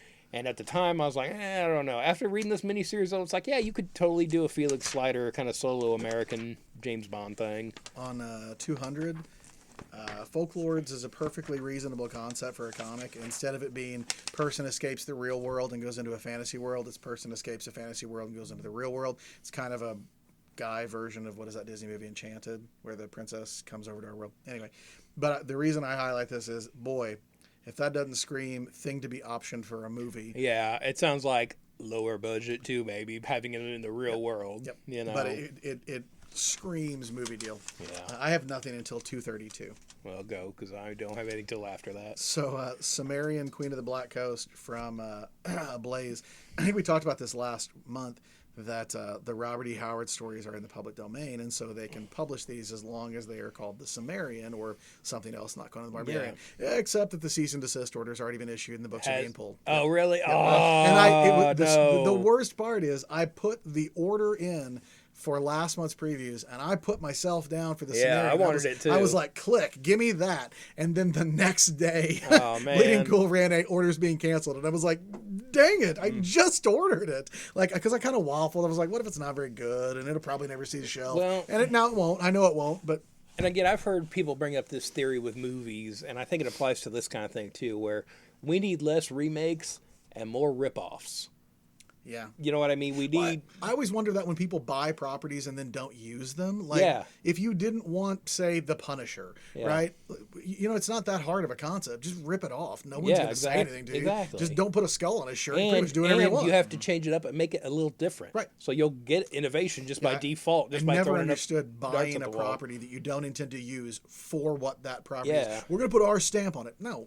Yeah. Put your stamp on your own thing and do that. Or That why would- just that buy... would be better. Or why buy Just the wait. rights to Namor movie and then never make one Universal? Right.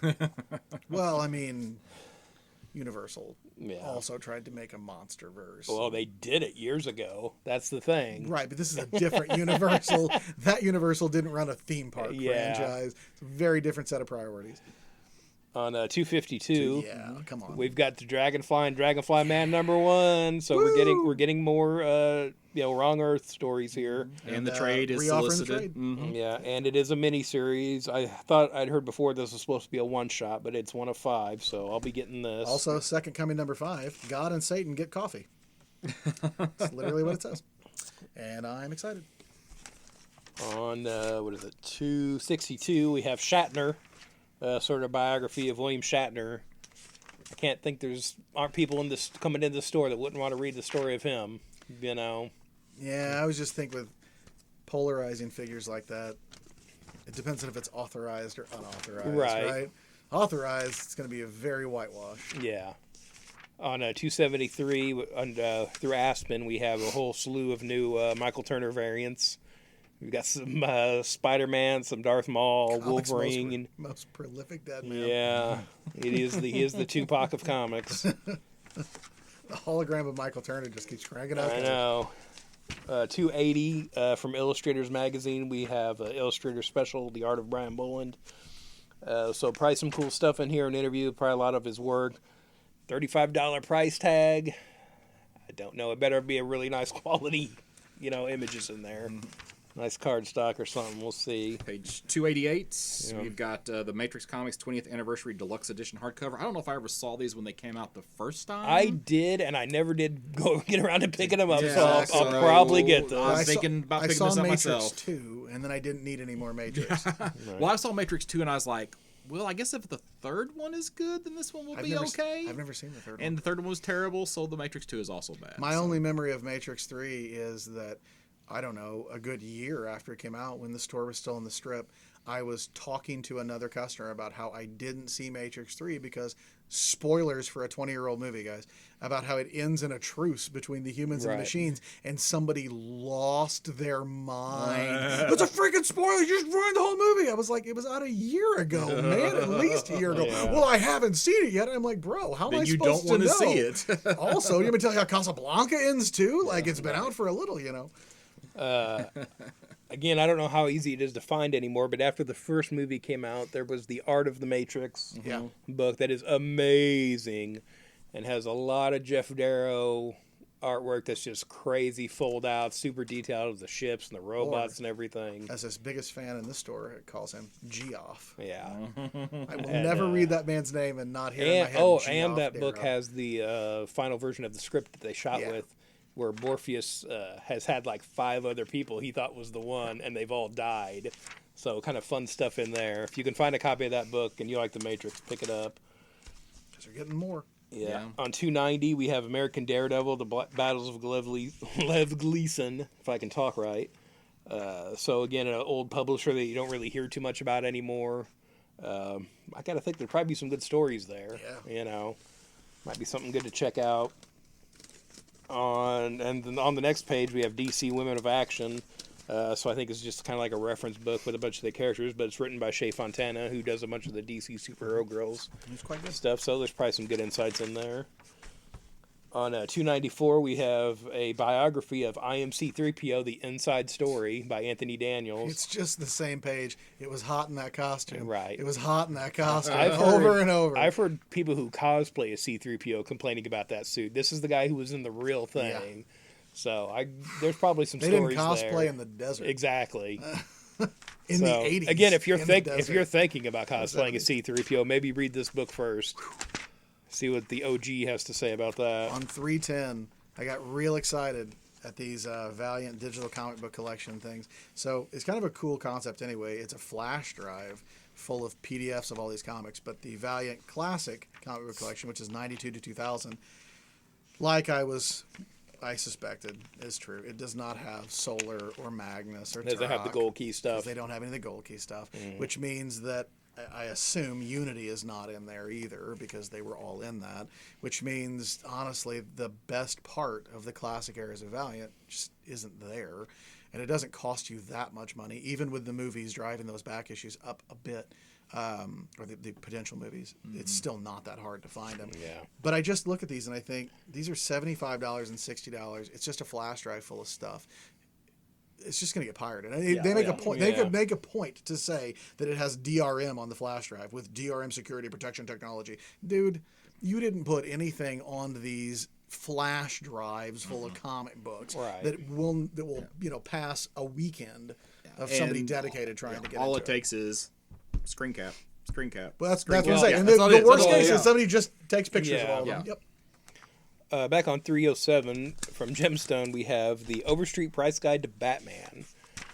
So this is like a price guide for Batman merchandise and memorabilia. Feels like they're just speaking directly to me, you, and Jeff Dixon. Yeah, but again, I probably won't be buying this for the price guide, but as a checklist. That's what I could see having it for that as just a reference of some as a photo oddball reference, stuff, or just a list. Yeah, because I got to think. I don't know how well this price guide will be valid, but again, as a checklist for Batman stuff, I'll probably check that out. What's your next one, man? I got 354. 352. Okay. 325, we have the new issue of Scary Monsters magazine, where it looks like they're focusing on some of the old school robots, where we have Robbie, and I think they're talking about Gort in here and B9 and stuff like that. So I know there's a lot of love for those characters at Scary Monsters, so I imagine this will be a pretty solid issue. And if you're into those kind of old school sci-fi robots, probably check that out. 343, we have Island of Misfit Toys graphic novel, where it looks like we've got a story about the Misfit Toys from the old Christmas special. So if you're a fan of that, it seems like they keep bringing them back every now and then. There was an action figure line years ago and stuff like that. Keeps coming up. 345, we have Becoming RBG, the Ruth Bader Ginsburg's Journey to Justice. So a biographical comic about her. The Journey to Justice. Yep. There's a softcover and a hardcover, so however you like your RBG, you can get it. On a 349, a book I never pick up that I keep needing to is the Steranko's History of Comics, Volume 2. I would assume it seems like these are in print and I don't realize it, so I assume Volume 1 is in print too now if they're doing this. I've flipped through these books. They're really nice, kind of just good kind of time capsules. Page 352, you have Doctor Who, the 13th Doctor Holiday Special #1. It seems odd that it's a 2 issues instead of just like a single one-shot, but same creative team that's been doing or at least Jody Hauser as writer, on the book. Did we talk about this last month? I feel like we talked about this. No, we talked about because Neil Gaiman is introducing a new Doctor in. Yeah, I feel like we Doctor talked Who, about a 13th. holiday special in the last one from Doctor Who. I don't remember talking about the holiday special. Friggin' deja vu. Bill could be. And then 354. Well, on 353, Okay. Whoa, pump the brakes for Dan. we've got Medieval hardcover based on the PlayStation game, and I am all about this. Or, as I used to hear it called when I worked at Babbage's, medieval. Well, they're wrong and they're I dumb. know they 'Cause are. they also believe it's pronounced Ape Escape. You're welcome. I gave you that. So I think this is a prequel to the game starring Sir Daniel Fortescue, and I will definitely be buying this book. You know, there's a new one coming out, right? It's a remake. Yeah, I know. But Yeah, I know they're doing a new version of the original game. So, and I'll be getting that too. Me too. 354. Blade You Runner. may be saying the Drake. same. Yeah. Did you know that it was a miniseries? I did Didn't not. I, didn't I ask that? And you guys said it was ongoing. Well, they didn't put an of 4 or anything, and I thought I had heard that it was an ongoing. Well, now this doesn't say that it's a miniseries, does it? Am I There aren't missing? any more issues. Well, maybe they're just they're just sitting a month. Maybe. Because, you know, they never. They It never does said say it was volume mini, 1. And it does say volume 1, and it doesn't say the complete series. So I'm thinking that they're just probably sitting a month before they come out with the next issue. That's what I'm I hoping. just assumed we anyway. were going to get a series of miniseries. This is maybe what we're going to get. You know, and maybe that's what we're going to get, but we will get. But actually, I'm encouraged by that. I would much rather it be a series of miniseries, as I like the idea that I can get off this ride whenever I want, rather than being like, oh, it's issue an 75, ongoing, and now and I need 76. I feel like you guys misled me. intentionally. Yeah. Totally. 363. 362, but it's the same book. Okay, yeah. Well, I was. Yeah. You go ahead. Yeah, no, I'm super excited. Rye #1, Dan Abnett, who I like, Juan Jose Rip, who is awesome, and it's a new Rye in the fallen world future in the 41st century. It's great. I'm down. Love And- Valiant Future, And there's a pre-order edition available through your local comic shop. and they are nice. And it's this one that's the first 10 issues. You commit to the first 10 issues, but you get some special covers, and it's something for the LCSs. yes. Yeah. I think that's there it is. Local shop cutoff date for this is October 28th. I think as we're getting out of the comic section, I wanted to point something out, and I don't remember what book I flagged it for, and I guess I just missed it. But did you notice the number of books in Image and a couple other publishers that are oversized first issues, and quite oversized first issues, and they're $4? And I think it's interesting that as you get out of the big two, you can just jam more pages in, and the price doesn't need to go up at all. Marvel and DC will tell you that, well, we have to raise the price. The cost of paper is so high. Yeah. But all of a sudden, you can do like a 64-page first issue at Image, and they're like $4. What's the regular one? $4. There's also, I think it's a DC book that specifically says 32 pages, 20 pages of story. So there's actually few. Oh, that's what it was. I knew there was one I marked. I marked The Last God, and I couldn't remember why. That's why. is that Last what God it is is? specifically marked as lower than normal number of story pages. Why would you point that out to somebody? Oh, by the way, we put more ads in it. The price is the same. That's some weird. It is shady. Yeah. It's the same thing I laughed at with Mike, that the Dark Knight Returns and the Watchmen, the archival ones, are the same price. One is, twice as long as the other Yeah. one in page count. Same price. Oh, yeah, the paper. Oh, yeah, the paper's real expensive. There's a reason these things are printed on paper. Yeah. On a 397, kind of going into the anime section here, we have Transformers: A Visual History. So it looks like they're reprinting much of the old art and stuff like that from some of the toys and comics and things like that. So if you're a fan of that, you might want to check that out. And I think there is a limited edition version that has a bunch of art prints in it, which will probably look nice on your wall. I don't think until 4/24. Yep. Same. 425. Go ahead. I Okay, don't have anything else for this side. Well, there actually are several pretty cool T-shirts in the catalog this time. So I like on page 424 we have several Batman shirts. They're all pretty nice. And they're all honestly. even I like the sketch That's what I side was gonna thing say, of that- Batman. I think that maybe is a Capullo. It looks kind of like Capullo's Batman from Last Night on Earth, but I could be wrong. Symbol wired. Is that the? I'm trying to figure out which one that is. I know. It's because not the logo too. Yeah, that's the right? wired one. It says it up in the sleeve. Okay. Oh, there you it is. You can't see yeah. it very well. Yeah. So. Doesn't say who drew it. Doesn't say who drew it though. That's no. nice. And then on 425, I think these are offered again though. The Yeah. Mr. Miracle shirts. Yeah. But that Dark Side Is shirt is so great. Yep. And like the Superman workout shirt on 425. It's also kind of cool. And then on 426 and 427, there's an old school Fantastic Four with a Fantasticar T-shirt, and Friday the 13th fans. There's a Friday the 13th chain wallet. So Which feels like a thing that would get you. Somebody would kill you with. Yeah, again, yeah. Friday the 13th. that's the inside one, isn't it? So I've got way more stuff in the merch section than I normally do. That is Yeah, for sure. Really? How about Well, you? because I had zero. I got about usual. On page 17 from Diamond Gallery, we've got the Rocketeer PVC diorama. Which is nice. It looks nice. It's $50, so it's not going to break the bank for a Rocketeer statue. And again, not a lot of Rocketeer merchandise out there. On 23, you got 22. I got- same thing, right? Yeah. We've got the DC Comic Gallery Deathstroke PVC diorama. It's a George Perez era Deathstroke. I think this looks really nice. I think the animated Batman with the grapple gun on 23 is also fantastic. 10 inches for $50, 10-inch side PVC. I'm not crazy about it. You don't like it? I really don't like it. Oh man, I kind of like it. It's the details of it that irk me. Is it because it doesn't have the black lines? No, it's because it's got the painted highlights that look like they're sculpted into the design. And we have a raised bat symbol, which I don't feel is accurate to the design either. No, but I kind of like it. It looks kind of cool on it. It looks like he's missing his mouth to me. Yeah. You know. So. Yeah.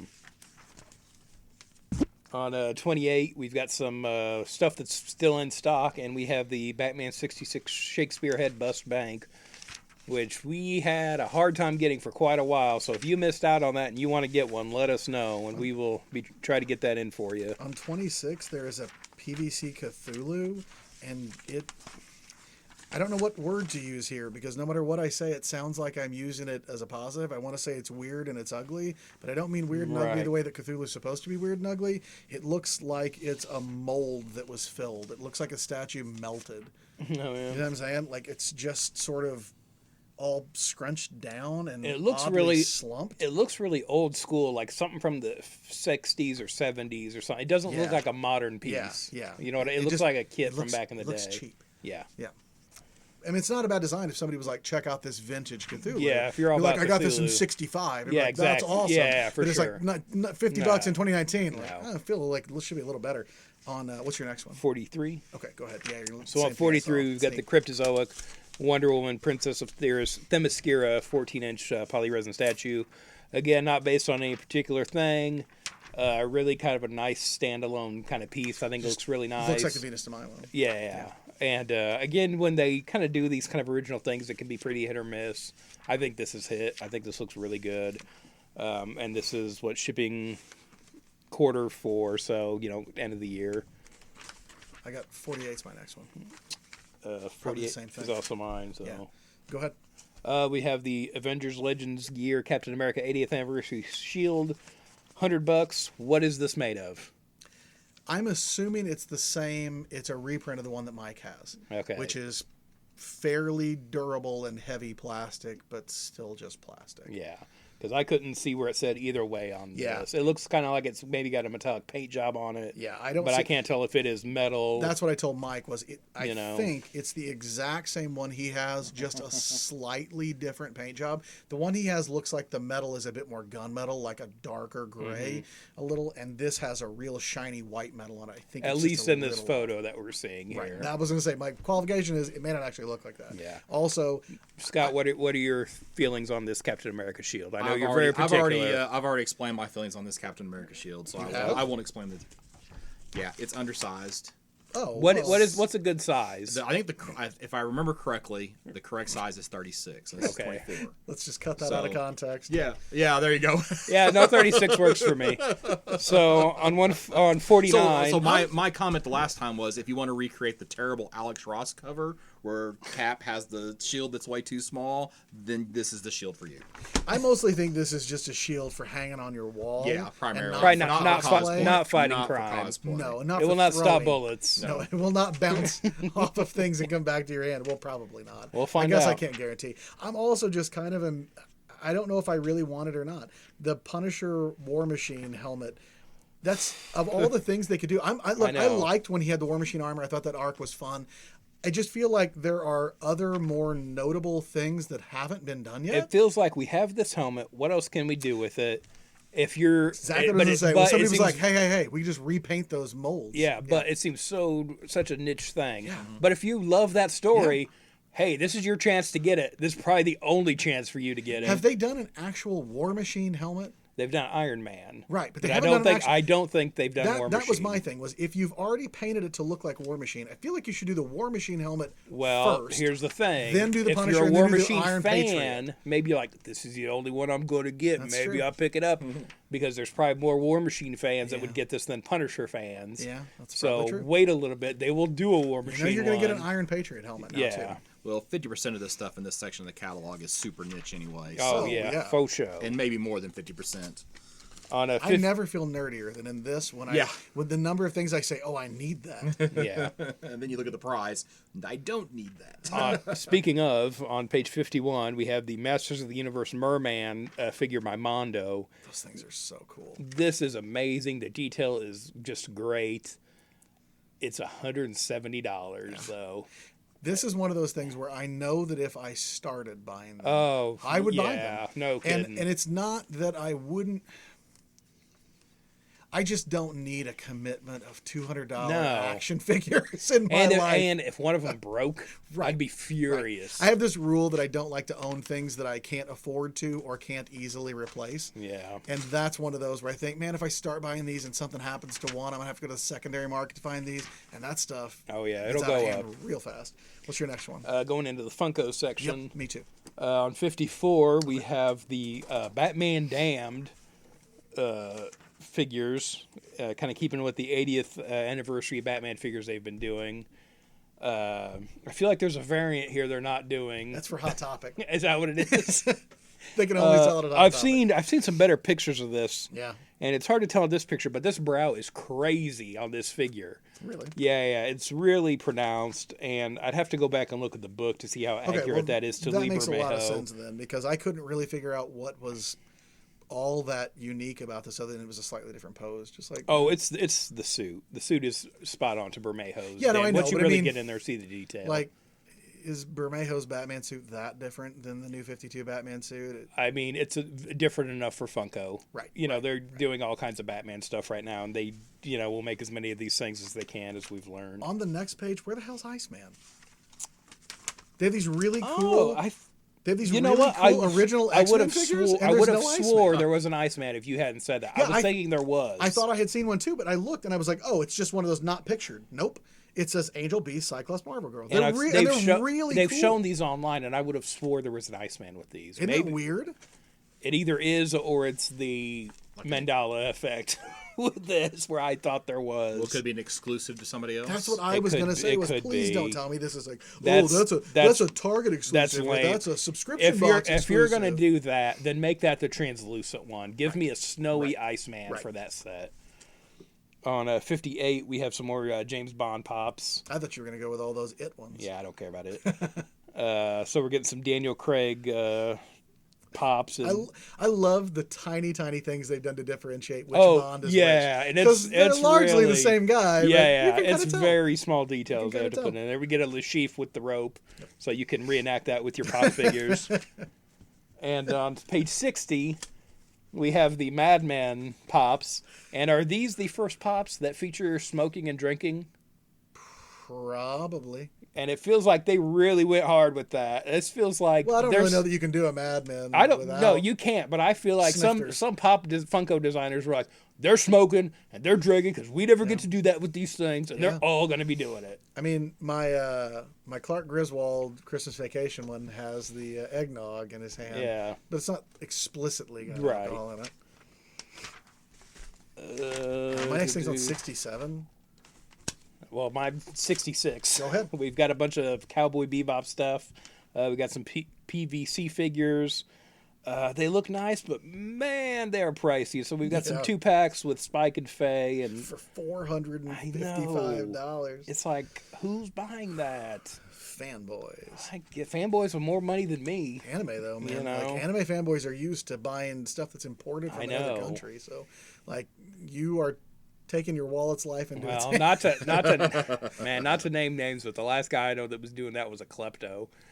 And he Well, was okay. he was spending money, but he was also shoplifting quite a bit. Yeah, that's about right. It's an addiction, man. Yeah, it on was. 67, there are these two really cool Disney statues. There's one of Chippendale in their treehouse, and one of Donald on his boat. And they have these really nice bases that are the logos for the characters, and they're only $30. So yeah, there's no way I'm not ordering those. I don't remember what the next thing. Oh yes, I do. Oh man, did you see Dan Brown on page 105? That not only are there some nice new Toon Tumblers. Oh yeah. But there's a Mr. Miracle Toon Tumbler, and for the love of God, I need them in my life. Right. I'm so excited. Yeah. There's so little Mr. Miracle merch to make me happy. That any And of the it will other make one me is the very Dark happy. Knight's Medal. Yeah. Featuring the evil Batman. And then they've got some re-offers on some other ones. So there's like a Jose Garcia Lopez Joker there. And, yep. Yeah. Back on 87, we've got some DC hero statues. We have a DC Comics Shazam Family Mary, is how they're listing her here. Bishoju, I assume is how it said, statue. Yeah. Again, not calling her Mary Shazam like they have on the other statue we saw previously, but it looks like everybody's just going by their first name now with the Shazam characters. I don't know. Maybe that's just the more graceful way of doing that, but There's no way to do it that doesn't sound dumb. if you ask Yeah. me. But you're right. I think there's a limited number of options here, and you're just picking the best one of the bad options. yeah. What's On, your next one? 110 Yep. offered again. We have some more graphic short boxes. We have New Frontier and like a Mark Bagley Venom from I don't know that I've Lethal ever Protector. seen the New Frontier ones. And I don't know if Mike knows they exist, but oh my gosh, we need those in the store. Yeah, we need to see about getting those in. Yeah. That might be the last. I think that's it for me in the catalog. I How got about you guys? one last thing on page 115, Munchkin DuckTales. And I'm not normally a buy a licensed thing kind of guy, but I like Munchkin anyway. Have you ever played Munchkin before? No. Oh man, you? I've played it, yeah. So fun. But I bought Munchkin Adventure Time, which I like because we love Adventure Time, and Munchkin DuckTales. I don't even know how it's going to work, but I'm going to buy it. I bet you there's race cars, lasers, and hurricanes in it. Well, there you go. Have they done a Munchkin Wizard of Oz? Not that I know of. Why not? How can you not? Licensing. Dan. Licensing, Yeah. yeah. Licensing. Your good idea doesn't matter to the licensing department. Blank, This is a very good idea, though. blank covers: Hellblazer 1, Legion of Superheroes 1, Deadpool 1, Unsacred 1, Rye 1, Robin Hood 1. That's from Xenoscope, and Vampire PA has a blank cover as well. Vampire PA meaning Vampire Physician's Assistant. I think it's it's Vampire American mythology. Pennsylvania? It's American mythology, so I think it's like an old license. Oh man, there was something crazy they had this month too. I wanted to talk yeah. about and I forgot. Vampire Physician's Assistant. You guys look out. I don't know. Here, we'll look It's it not up, Vampire so- Production Assistant. I like it better as a physician assistant. So while there's a while lot I'm of looking that blood. up, Dan. Yes. Which book is your buy it for investment recommendation? I'm gonna say Annihilation Scourge and the Fantastic Four Negative Zone miniseries. Okay, all right. Because I'm going to bet that long term those tie into how they bring in Fantastic Four to the MCU.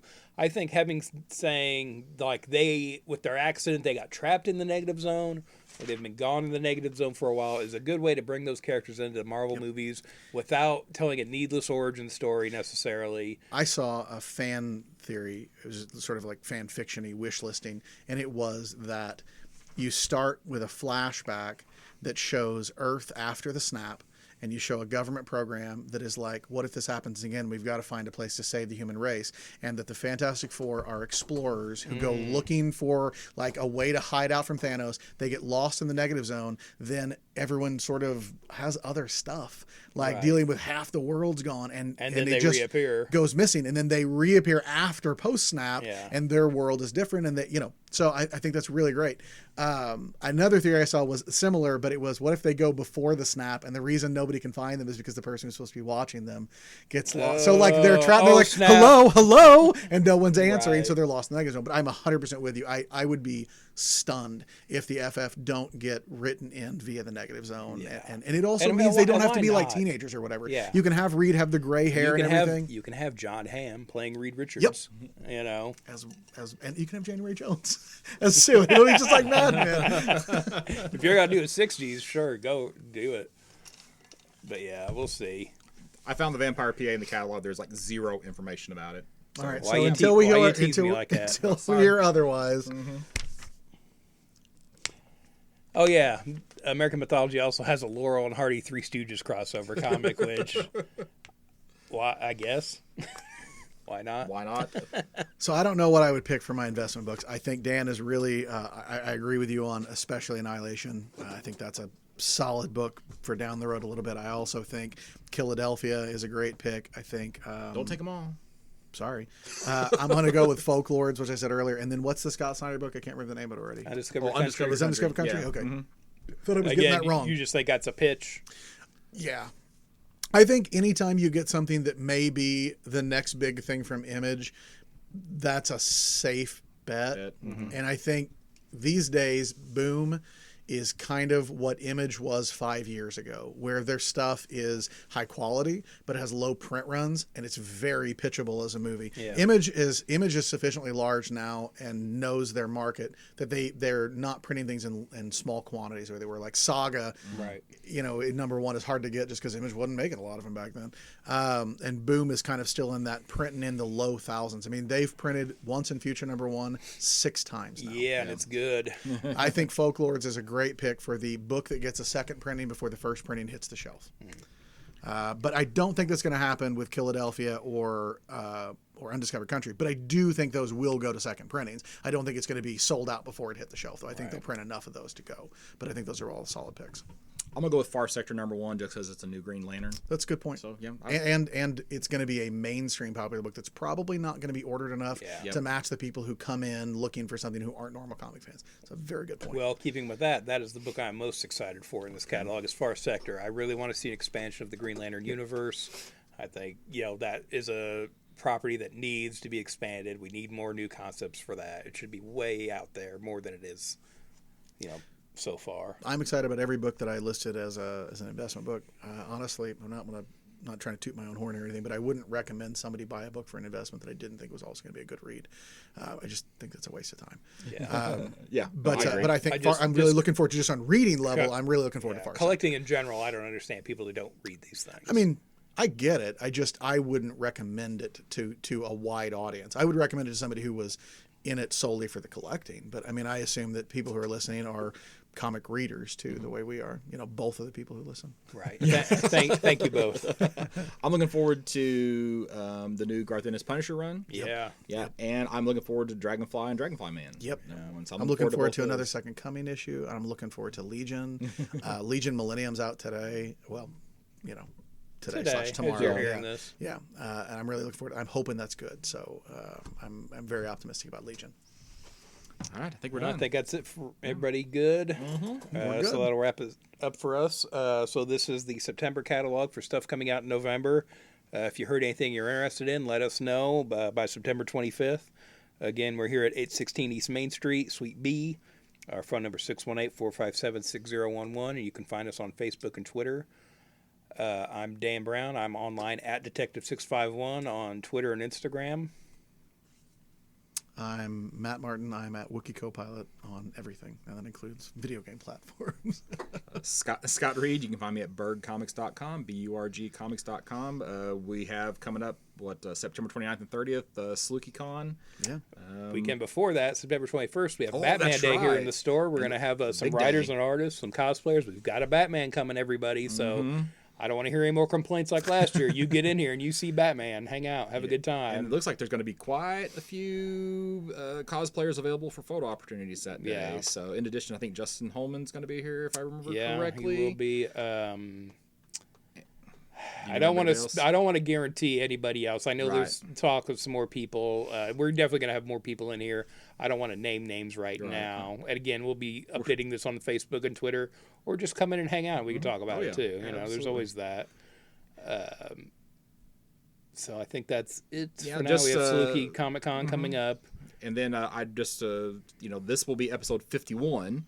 So I would encourage anybody who has not listened to episode 50 to go back in the podcast feed and listen to episode 50. Super special episode where we all get the opportunity to interview Dennis McCord, and I think it's pretty good. Matter of fact, we've just been getting some feedback on it. So I was going to say, we just got some messages while we were recording. Yeah, so there's actually at least one person who, besides us, who's listened to it already. Who said he got a little choked up. Yeah, there you go. Yeah, so go back and listen to episode 50. And this is the second episode where we have the new intro music and outro music from Deppy and Tyler Wright. So we'll mention them one more time. That's it. We're done. Mention them. Yeah, that's it. We fulfilled our obligation. Right. They get 2 mentions. Check them out. We love our theme song. They work very hard on that. They're fantastic. I just made my wife listen to it again the other day when we were starting the episode 50, and she said the same thing. She's like, "It's legit. It's very professional." Oh sound. yeah, it's good. I love it. Makes I think us it's fantastic. look like we know what we're doing. And not just 3 schmoes sitting around a comic book store at a table.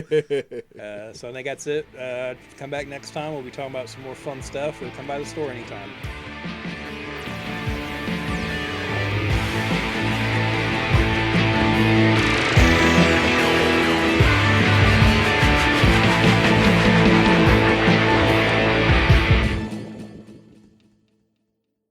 And not just 3 schmoes sitting around a comic book store at a table.